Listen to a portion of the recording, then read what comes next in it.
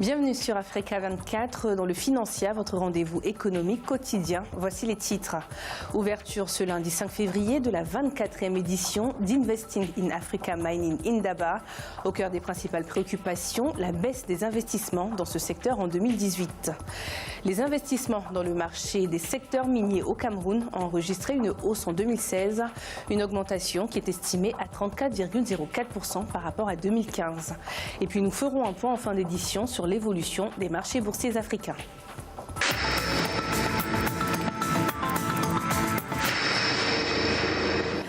La conférence internationale annuelle sur l'investissement minier en Afrique se poursuit au Cap en Afrique du Sud. L'événement, qui réunit les décideurs et les professionnels du secteur, se focalise pour cette édition sur la baisse des investissements en 2018. Une réticence qui serait directement liée à l'instabilité politique que traverse l'Afrique du Sud. Plus de détails avec Solange Dubois. Un tiers des plus grandes compagnies minières opérant en Afrique du Sud ne souhaitent plus investir dans le secteur minier. Une baisse des investissements est prévue pour 2018.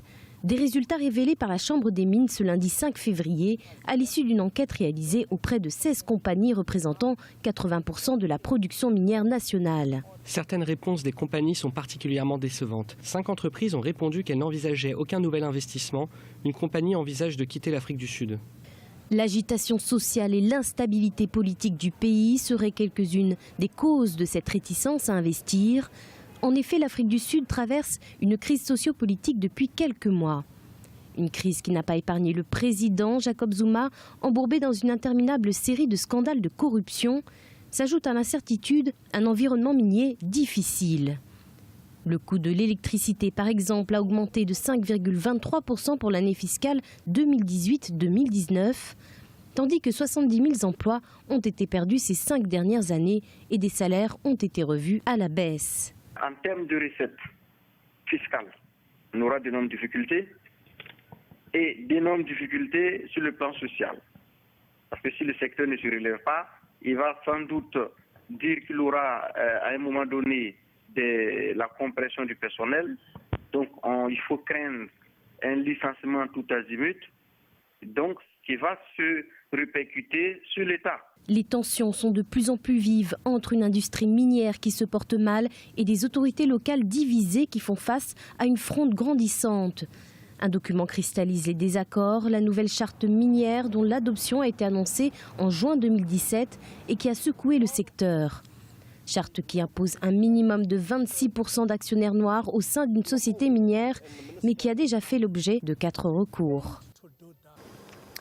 En 2017, la Caisse nationale des prévoyances sociales en Côte d'Ivoire a enregistré un excédent financier d'environ 80 milliards de francs CFA. Des résultats positifs qui ont un impact direct sur les prestations de la structure. Entre 2014 et 2016, les pensions de retraite, par exemple, ont enregistré une hausse de 8% et les indemnités des personnes victimes d'accidents de travail ont augmenté de 6%. À noter qu'en 2016, l'excédent financier se situe à 77 milliards de francs CFA et à 63 milliards en 2015. Au cours de l'année 2016, le marché des communications électroniques au Cameroun a affiché une véritable dynamique, notamment en matière d'investissements consentis. Les investissements réalisés par les différents opérateurs s'élèvent à 398,6 milliards de francs CFA, en hausse de 34,04% par rapport à 2015. Mais malgré ces performances, la qualité des services ne fait toujours pas l'unanimité. Plus de détails avec Viviane Baoken. 398,6 milliards de francs CFA, c'est le montant global des investissements consentis par les opérateurs de télécom au Cameroun. Un montant en hausse de 34,04% par rapport à 2015. Pour les spécialistes, cette performance est incontestablement due à la concurrence qui prévaut dans le secteur, ce qui a appelé les opérateurs à multiplier les infrastructures. La session en mars 2015 a permis juste aux opérateurs de se concentrer essentiellement dans des périphéries urbaines et la compétitivité sur les produits les amène en 2016 à l'extension du réseau sur d'autres villes du Cameroun, ce qui les a menés effectivement à étendre le réseau sur le plan de la qualité des équipements BTS et aussi sur le nombre. Selon le régulateur, les opérateurs du secteur des communications électroniques ont contribué à hauteur de 13,8% à l'investissement national, enregistrant ainsi un gain de plus de 5 points par rapport à l'année 2015. Malgré ces investissements, les experts font observer que la qualité des services reste médiocre. Les services de téléphonie au Cameroun aujourd'hui sont suffisamment médiocres. Je dirais que ces entreprises-là ne font pas davantage d'efforts. Prenons par exemple le cadre d'Internet. Il est difficile d'avoir une connexion Internet qui puisse tourner 30 jours sur 30 de façon normale. Il y a toujours de nombreuses plaintes et il y a des endroits où vous arrivez, la connexion ne passe pas. Donc le service est véritablement à développer et à parfaire. En août 2017, l'Agence de régulation des télécommunications a sanctionné 4 opérateurs de téléphonie mobile du fait de la mauvaise qualité de couverture du réseau dans le pays. Le mobile banking continue son ascension fulgurante en Afrique subsaharienne. Au Ghana, les transactions financières par mobile ont enregistré le chiffre record de 34,6 milliards de dollars en 2017, soit le double des résultats de 2016. La Bank of Ghana a également annoncé une hausse de 78% des volumes de dépôt et de retrait en 2017, soit une valeur de près de 218 millions de dollars. Le Sénégal reçoit de l'aide financière dans sa lutte contre l'érosion côtière à Saint-Louis. En effet, la France vient d'annoncer un apport de 9,8 milliards de francs CFA, une somme qui s'ajoute aux 15,8 milliards de francs CFA promis par le président de la Banque mondiale.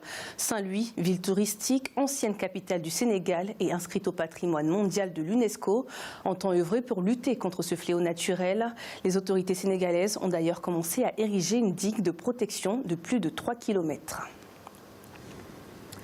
Il est à présent l'heure de faire le point sur l'évolution des marchés boursiers africains.